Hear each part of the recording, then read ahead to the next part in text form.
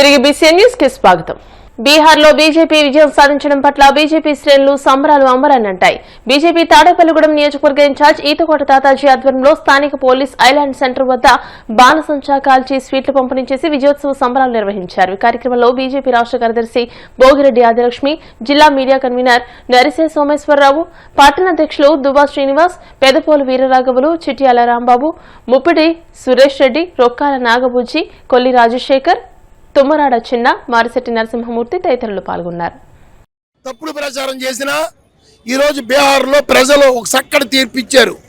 ఈ అఖండ భారతావనిలో నరేంద్ర మోడీ గారి నాయకత్వమే కరెక్ట్ అని మరి 243 సీట్లకి ఇప్పటికి 204 సీట్లు మరి ఎన్డీఏ కూటమిలో అక్కడ నెగ్గడం గొప్ప విశేషం. మరి కాంగ్రెస్ పార్టీ నాయకులు ఎన్ని రకాలుగా వాగారంటే అక్కడ ఇవాళ 2 సీట్లు కాంగ్రెస్ పార్టీ అక్కడ ఎక్కడం జరుగుతుంది. ఎందుకంటే కాంగ్రెస్ పార్టీని తుడిచిపెట్టే కార్యక్రమం ప్రారంభమైంది భారతదేశంలో. ఈరోజు అఖండ భారతదేశంలో 28 రాష్ట్రాలకి 21 రాష్ట్రాల్లో భారతీయ జనతా పార్టీ అధికారంలో రావడం జరిగింది.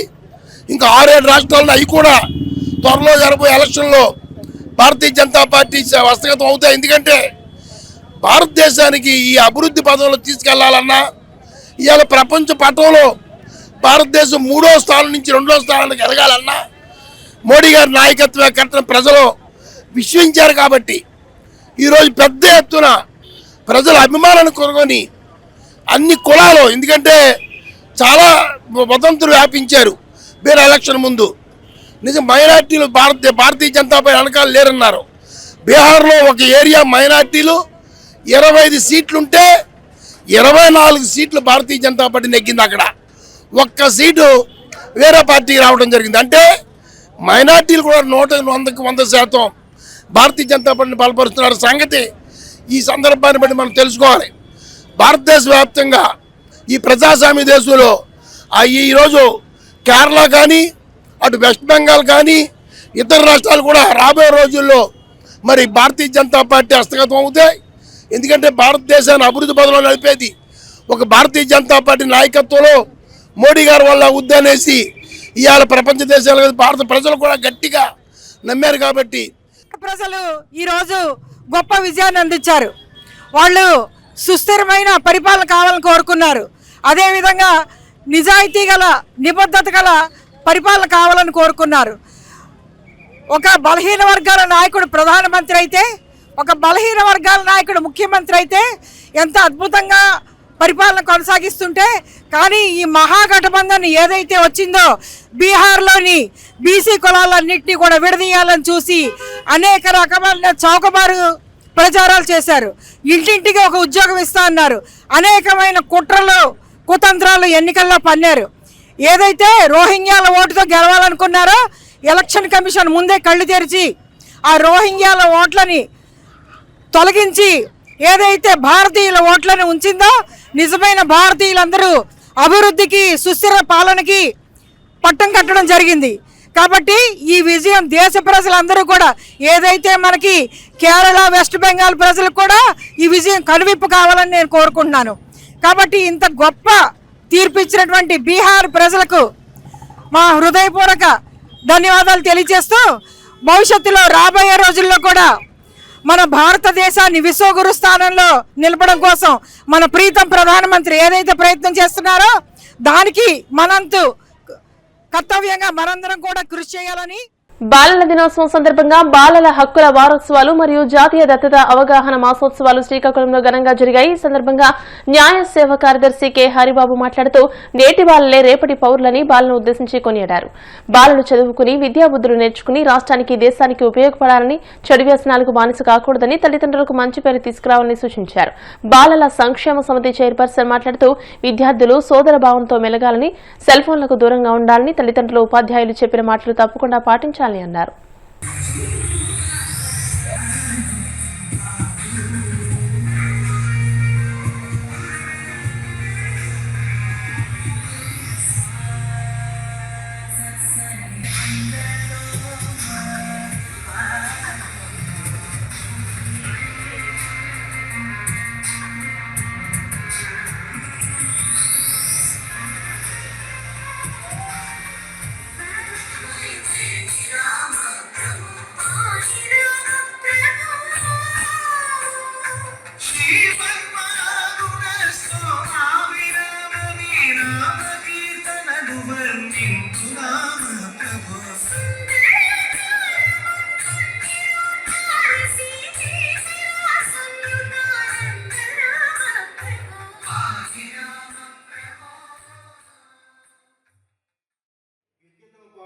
నేను చెప్పినవన్నీ ఫాలో అవ్వకుండా ట్రాక్ తప్పుతున్నారు కాబట్టి అలాంటివన్నీ జరుగుతున్నాయి.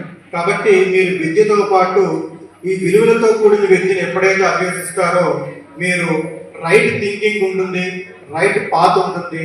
అప్పుడు మీకు ఫ్యూచర్ అనేది చాలా బెస్ట్గా ఉంది. ఈ సందర్భంగా నేను విద్యార్థుల్ని రిక్వెస్ట్ చేసేది ఏంటంటే వాళ్ళకి this is the right age కాబట్టి మీరు విద్యతో పాటు విలువలని వాళ్ళకి తెలియపరచాలని ఈ సందర్భంగా ప్రిన్సిపల్ గారిని నేను రిక్వెస్ట్ చేస్తున్నాను.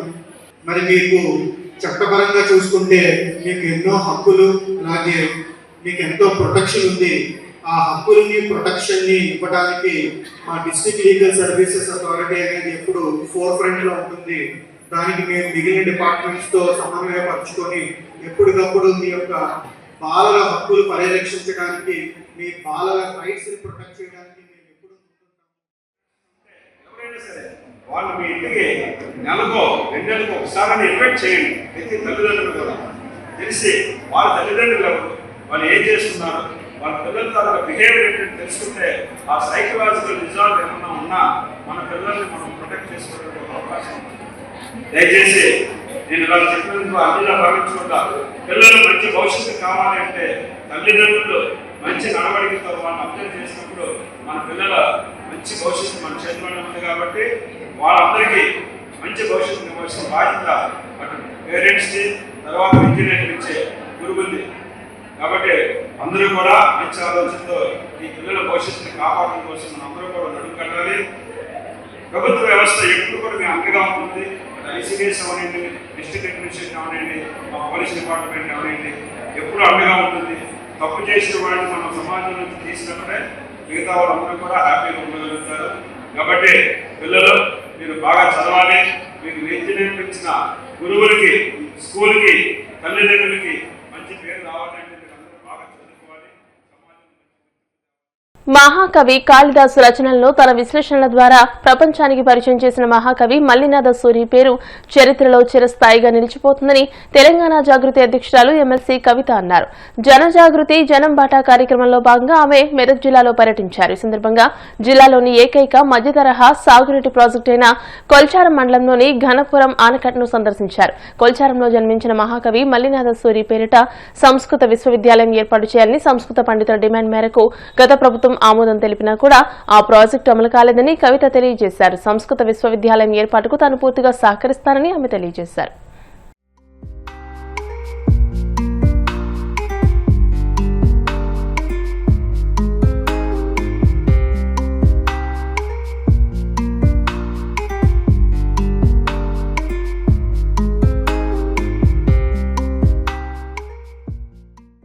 కొంత ఎవరైతే ల్యాండ్ లూజర్స్ ఉన్నారో, భూ నిర్వాసితులు ఉన్నారో వారికి కొంత పరిహారం ఇచ్చిండ్రు, ఇంకా పరిహారం ఇవ్వాల్సింది బాకీ ఉంది. అందుకోసమని ఆ పనులు జరగకుండా ఉన్నాయి. అయితే ఇవాళ మనం ఆలోచన చేసుకోవాల్సింది ఏంటి అని అంటే, ఒక పక్క కాళేశ్వరం నుంచి 150,000 ఎకరాలు ఏదైతే పారుతాయి అనుకున్నామో ఆ పనులు మధ్యలోనే ఆగిపోయినాయి. పురాతనమైనటువంటి ఘనపుర ఆనకట్ట పనులు కూడా మధ్యలోనే ఆగిపోయినాయి. వీటిని త్వరితగతిన పూర్తి చేసేటట్టుగా ఇప్పుడున్నటువంటి ప్రజాప్రతినిధులు, అది ఏ పార్టీ అయినా కానీ ఇప్పుడున్నటువంటి ప్రజాప్రతినిధులు ప్రయత్నం చేయాల్సినటువంటి అవసరం ఉన్నది. మరి ఇవాళ మేము ఘనపుర ఆనకట్టని చూడడం జరిగింది. ఈ భూ నిర్వాసితులతో కూడా చర్చ చేస్తాం, ఇరిగేషన్ అధికారులతో కూడా మాట్లాడతాం. కంపల్సరీ ఏదైతే పెండింగ్ పనులు ఉన్నాయో కొంత మనీ ఇస్తే, 8 ఇంకా 13 కోట్లు ఇస్తే భూ నిర్వాసితుల పని అయిపోతుంది. దాదాపు ఇంకొక 30 కోట్లు రిలీజ్ చేస్తే ప్రాజెక్ట్ పని కూడా అయిపోతుంది. అంత చిన్న అమౌంట్ కూడా రిలీజ్ చేయకుండా మరి తాత్సరం చేయడం కరెక్ట్ కాదు. మెదక్ జిల్లాలకు ఇప్పుడున్న ఏకైక సోర్స్ ఇది, మెదక్ నర్సాపూర్ కాన్స్టిట్యున్సీలో. దీని మీద తక్షణమే దృష్టి పెట్టాలని చెప్పి నేను ప్రభుత్వాన్ని డిమాండ్ చేస్తా ఉన్నాను. Thank you. జై తెలంగాణ. ఏడుపాయల దుర్గమ్మ ఎప్పుడు కూడా ముంపుకు గురవుతూ ఉంటుంది. మరి సంవత్సరం పొడవునా అమ్మవారి దర్శనం కావాలని కోరుకునేటటువంటి భక్తులు అనేక మంది ఉన్నారు. కాబట్టి అమ్మవారు ముంపుకు గురి కాకుండా ఉండాలంటే కూడా ఆనకట్ట ఎత్తు పెంచాలనేటటువంటి ఒక ఆలోచన ఉండే. మరి అమ్మవారి దయ వల్ల మెదక్ జిల్లా, తెలంగాణ రాష్ట్రం అంతా బాగుండాలని కోరుకుంటూ అమ్మను మునగకుండా అతి త్వరగా ఈ ప్రాజెక్ట్ ఫినిష్ చేయాలని చెప్పి కోరుతున్నాను. Thank you. Super star Mahesh Babu దర్శకధీరుడు ఎస్ఎస్ రాజమౌళి కాంబినేషన్ లో రాబోతున్న భారీ యాక్షన్ అడ్వెంచర్ సినిమా కోసం అభిమానులు ఎంతో ఆసక్తిగా ఎదురుచూస్తున్నారు. ఈ సినిమాకు సంబంధించిన తొలి ఈవెంట్ ఈ రోజు రామోజీ ఫిల్మ్ సిటీలో జరగనుంది. ఈ నేపథ్యంలో మహేష్ బాబు తన అభిమానులను ఉద్దేశించి ఓ ప్రత్యేక వీడియో సందేశాన్ని విడుదల చేశారు. ఈవెంట్ కు హాజరయ్యే అభిమానులు తప్పనిసరిగా పాసులు కలిగి ఉండాలని ఆయన స్పష్టం చేశారు. పాసులు ఉన్న వారిని మాత్రమే లోపలికి అనుమతిస్తారని, భద్రతా కారణాల దృష్ట్యా ఈ నిబంధన పాటించాలని కోరారు. పాసులు లేకుండా ఎవరూ రావద్దని, పోలీసులకు పూర్తిగా సహకరించాలని విజ్ఞప్తి చేశారు. హలో ఎవ్రీవన్, అందరికీ ముందుగా ఒక మాట చెప్పాలి. ఈవెంట్ రోజున ఆర్ఎఫ్సి మెయిన్ గేట్స్ క్లోజ్ చేసి ఉంటుంది. మీతో పాసెస్ ఉంటేనే, అలాగే మీకు ఇచ్చిన పాసెస్లో క్యూఆర్ కోడ్ ఉంది. దాన్ని స్కాన్ చేస్తే మీ అసైన్ ఎంట్రీ గేట్ చూపిస్తుంది. ప్రతి ఒక్కరు ఇన్స్ట్రక్షన్స్ పాటించండి. పోలీస్ వాళ్ళకి, ఆన్ గ్రౌండ్ స్టాఫ్కి సపోర్ట్ చేయండి. పోలీస్ వాళ్ళు మనకి ఇచ్చిన ఇన్స్ట్రక్షన్స్ ఏంటంటే, అందరూ ఎంత తక్కువ ట్రాన్స్పోర్టేషన్లో వస్తే అందరికీ అంత ఈజీగా ఉంటుంది. We are all coming together for a special event. Let's make it safe and memorable for everyone. Passports లేకుండా కంగారు పడి వచ్చేకండి. మనకి ఇంకా చాలా ఈవెంట్స్ ఉంటూనే ఉంటాయి. రేపు సాయంత్రం వార్తలు ముగించే ముందు ముఖ్యాంశాలు మరోసారి.